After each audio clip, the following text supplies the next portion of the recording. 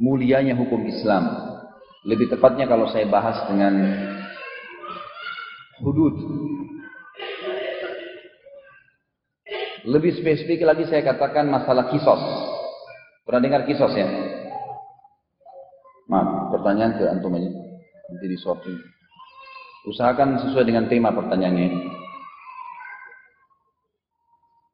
Kita tahu dalam Islam, kalau ada orang mencuri, hukumnya diapakan? Dipotong tangannya. Kalau ada orang berzina, dicambuk kalau belum nikah, dirajam kalau sudah menikah. Kalau ada orang membunuh, dipenggal lehernya. Kisas. Ada kelompok di dalam buku-buku agama Islam tentang hadara alam Islami, tentang keadaan negara Islam sekarang. Dalam buku-buku agama kita ditulis istilah mustasyrikun. Mustasyrikun ini adalah para orientalis. Orientalis maksudnya adalah orang-orang non-muslim yang ada di Kanada sekarang, punya kampus namanya McGill, yang mereka mempelajari Islam, tujuannya untuk mencari kelemahan Islam. Dan mereka banyak memberikan beasiswa untuk anak-anak muslim yang berprestasi S1, di sana boleh sekolah S2, S3 gratis. Ada teman-teman saya, bahkan ada kiai dari Madura pernah sampai S3 di sana. Pulang luar biasa pemikirannya, jauh dari Islam. Alhamdulillah dapat hidayah lagi di Indonesia. Mereka coba mencari kesalahan-kesalahan Islam macam-macam. Kenapa cerai di tangan laki-laki? Kenapa perempuan dilarang pakai jilbab, disuruh pakai jilbab? Kenapa ini? Kenapa itu? Banyak hal yang dilemparin sama dia. Banyak masalah-masalah gitu. Di antaranya mereka bilang, Islam itu sangat keras. Buktinya, masa pencuri dipotong tangannya, masa orang membunuh dipenggal lehernya, kejam amat. Mestinya cukup dipenjarain aja. Maka kali ini teman-teman saya jelaskan di sini, mudah-mudahan Allah sampaikan kepada anda tentang hikmah syar'inya, dan anda jangan ikut-ikutan terpengaruh dengan ide-ide mereka. Allah tidak menurunkan sebuah hukum kecuali punya hikmah yang besar, dan khusus masalah hudud, pencuri potong tangan, orang membunuh dipenggal lehernya, Allah mengatakan, ya, walakum fil qisasi hayatun ya ulil albab. Dalam kisas itu, hukuman bagi kriminal-kriminal yang besar, ada kemakmuran kehidupan kalian untuk kalian wahai orang-orang yang berakal. Baik teman-teman sekalian, orang yang mengatakan potong tangan itu kejam, orang yang dipenggal lehernya karena membunuh kejam, ini pertama secara akal kalau saya jawab adalah orang-orang yang belum pernah terjadi pada dia. Coba anda bayangkan kalau anda pulang rumah, pencuri sedang ada mengambil barang. Saya yakin kalau hak anda sedang diambil, atau motor anda tiba-tiba ada yang bawa keluar, dan anda punya pisau di dekat anda, walaupun anda penakut pada situ, anda akan berani karena hak anda diambil. Bukan cuma potong tangannya, anda akan lempar dan kalau perlu dia tertusuk mati. Orang yang bilang pencuri dipotong tangannya kejam, orang yang belum mengalami itu. Bagaimana kalau dia pulang rumah, jebol semua toko emasnya, dicuri semua barang-barangnya, dan dia masih lihat pencurinya? Tidak mungkin dia tidak melawan. Sama halnya juga orang yang mengatakan orang yang membunuh dipenggal itu kejam. Ini orang bicara, ini belum mengalami. Coba kalau dia pulang ke rumah, istrinya, anaknya diperkosa lalu dibunuh depan mata dia, dan dia dengar siapa yang membunuhnya, apa yang dia lakukan? Bukankah dia akan datang balas dendam? Kalau nggak ditemui orang yang membunuh, mungkin dia akan bunuh adiknya, atau akan terjadi perang keluarga, perang suku. Lihat hikmah Islam. Kalau ada seseorang mencuri, kedapatan lagi praktek mencuri, diserahkan kepada pemerintah, dilaporkan.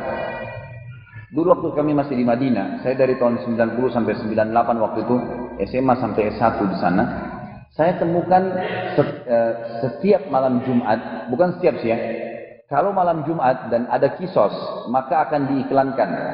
Dari ya, berita, TV, radio, segalanya diberitakan, ada fulan bin fulan telah mencuri di toko emas ini, di rumah ini. Lalu diceritakan kronologisnya, dia mencuri, dia masuk jam sekian, dia pukul, dia ambil, dia.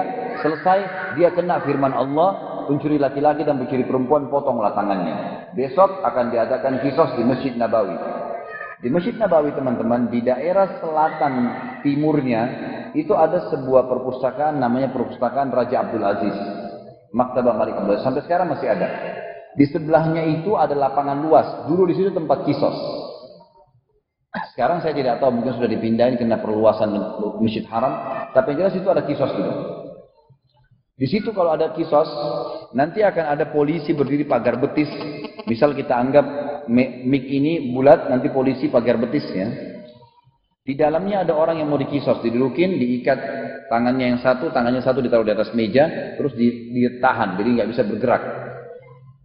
Al-Guyunya bawa pedang. Di sekitar situ ada polisi pagar betis, kita semua di belakang polisi tersebut. Di situ ada 3 mobil. Mobil penjara yang membawa si penjahat ini, mobil ambulan dengan tim medisnya. Kalau sudah dipotong tangannya akan diurus oleh dokter, tidak akan dibiarkan mati di situ. Kemudian ada mobil pengadilan yang buat laporan pada raja. Itu yang terjadi, 3 ini. Orang ini akan didatangkan tangannya, disebutkan kesalahannya, lalu dipotong tangannya. Dipotong di pergelangan. Setelah itu digantung pergelangannya ini 3 hari. Sampai membiru. Kira-kira hikmahnya apa? Bayangkan kalau ada orang yang niat mencuri hadir di situ dan lihat. Masih mau mencuri nggak kira-kira? Ini mencuri ukuran 3 dirham, 150.000, tangan melayang. 1 orang dipotong tangannya teman-teman, 10.000 orang berhenti mencuri. Hikmah syar'i. Itu koruptor di Indonesia, datangin tuh iklanin di TV, datangin tangannya potong. Berhenti semua mencuri itu. Tangannya melayang. Kalau pakai hukum manusia, masuk pagi, sogok siang, malam keluar. Besok curi lagi. Itulah hukum manusia. Hukum Allah nggak ada ceritanya. Kalau penggal kepala teman-teman lebih luar biasa hikmahnya. Masalah pencurian tadi, mungkin teman-teman yang pernah di Saudi, ini bukan masalah membela Saudinya, saya cuma menceritakan ada positif negatif negara pastinya. Tapi saya bicara yang mungkin orang-orang Indonesia banyak tidak tahu. Di sana tuh mobil-mobil mewah parkir di pinggir jalan, tidak ada yang berani sentuh. Enggak hilang spionnya, enggak hilang peleknya, enggak. Di Jakarta lagi lampu merah, orang cuma istirahat mobil Alphard lewat motor dipatah tuh spion. Hilang. Pelek hilang, macam-macam hilang. Ini kalau ada pemotongan tangan berhenti semua. Kisah kepala beda sedikit. Sama tadi 3 mobil ada, mobil penjara yang bawa ke orang ini, mobil ambulan yang akan mengurus jenazahnya kalau dia mati, dan ada mobil pengadilan yang lapor sama raja, ada polisi pagar betis, diiklankan malam Jumat kita datang semua. Kebetulan kisah kepala ini saya pernah hadirin. Kita berdiri semua di belakang situ, lalu kemudian Al-Gojonya agak berbeda sedikit. Dia ambil 3 langkah dari orang yang akan dikisos nih. 3 langkah dari orang yang akan dikisos. Di sebelah kanannya dia, Al-Gojo ini, ada walinya orang yang dibunuh. Keluarganya orang yang dibunuh. Al-Gojo ini mengambil 3 langkah. Kalau dia melangkah langkah pertama, dia balik ke sana. Tentu orang yang mau dikisos ini dipakein kain hitam. Dia tidak tahu Al-Gojo ada di mana. Tangannya dua-dua diikat di belakang bersamaan dengan telapak kakinya. Jadi nggak bisa bergerak. Dia memang diangkat, diturunkan, diangkat, dinaikkan, diangkat. Jadi dia tidak tahu, dia sudah tertunduk kepalanya karena posisi tangan dan kakinya. Di sebelah kanan ada walinya orang yang dibunuh, adiknya, ayahnya, saudaranya yang dibunuh. Al-Gojo melangkah langkah pertama lihat ke sana. Kalau mereka diam, dia melangkah langkah kedua. Balik lagi ke sana. Kalau mereka diam, dia melangkah langkah ketiga. Balik lagi ke sana. Terakhir pedangnya diangkat, dilihat ke sana. Kalau mereka tidak kasih isyarat apapun, dipenggal orang ini. Tapi kalau dalam 3 langkah kaki tadi dan pas angkat pedang ada yang maafin di sana, ada yang kasih isyarat dengan tangan, nggak jadi kisos. Apa hikmahnya? Ingin diberitahukan kepada walinya orang yang dibunuh, nih yang membunuh saudaramu, suamimu, istrimu nih orangnya. Nggak ada hubungan sama istri sama anaknya ya, nggak ada dendam keluarga nih. Ini yang salah nih. Kami akan kisos, keputusan di tangan kalian. Kalian tidak maafin, penggal. Kalian maafin, selesai. Hikmahnya besar. Ini orang yang salah. Dan kalau mereka minta, misalnya 3 orang di sana, ada 1 orang saja mengangkat tangan, memaafkan, udah selesai. Nggak jadi. Walaupun yang 2 tidak setuju. Makanya hadir di sana harus betul-betul penentu keputusan. Pernah terjadi ada seorang wanita, anak dia bertengkar sama sepupunya sendiri, anak saudaranya. Berantem, pukul-pukulan batu, mati. Kena hukum kisos. Waktu mau dikisos di sana tantenya, di sini ponakannya. Dimaafin sama tantenya akhirnya. Sudah ada shock terapi 2 langkah, Al-Gojo melangkah, dimaafin sama tantenya. Waktu ditanya, diwawancarai, kenapa Anda maafkan? Dia bilang, ini anak saya sudah mati, masa saya mau kehilangan ponakan saya? Sudahlah saya maafin. Tapi seperti itu kisos itu. Jadi bukan sembarangan tangkap potong, enggak. Dan juga dalam Islam yang dikisos itu kalau yang didapat sedang praktek. Bagaimana kalau ada orang misalnya pernah mencuri 2 tahun lalu, sekarang dia mau tobat, apakah dikisos? Tidak. Kalau dia tobat, dia tinggal tobat kepada Allah, kembalikan haknya orang yang pernah dicuri.